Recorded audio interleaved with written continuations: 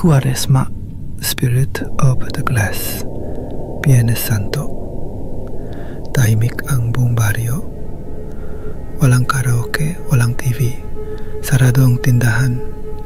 Ang tanging maririnig mo lang ay huni ng ibon at tunog ng kampana mula sa lumang kapilya. Sa isang bahay na kahoy, nakatira si Mira, 17 anyos, kasama ang kanyang lola Estrella, isang reliyosang laging may rosaryo sa kamay. Pero si Mira, kabaliktaran, mahilig sa horror, curious, at mahilig mag-challenge sa supernatural. Nang gabing iyon, nakayayaan sila ng barkada, gumawa ng Spirit of the Glass. Gamit ang papel, kandila, baso, pinatungan nila ng upside down na baso ang mga letra at numerong isinulat sa papel.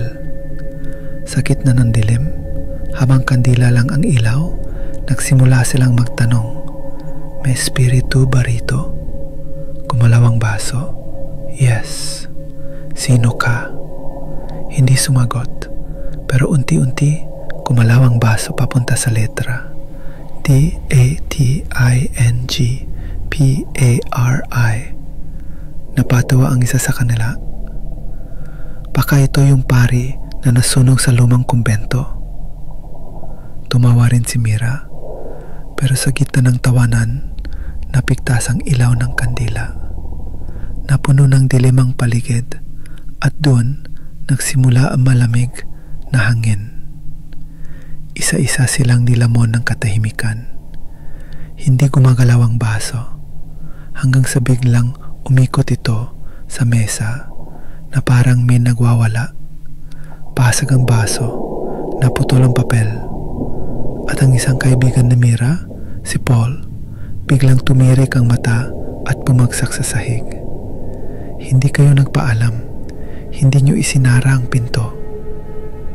Hindi galing kay Paul ang boses, malalim, iba ang tono, lalaki.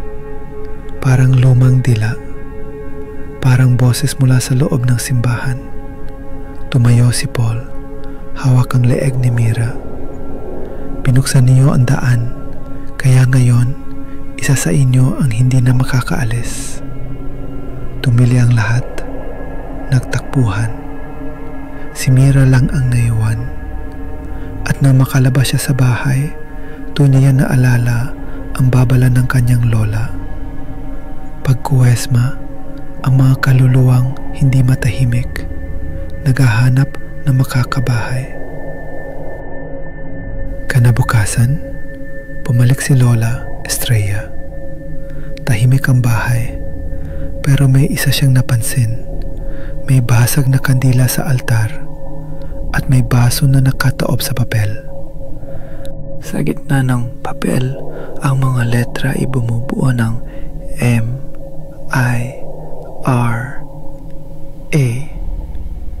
at sa kwarto, walang tao.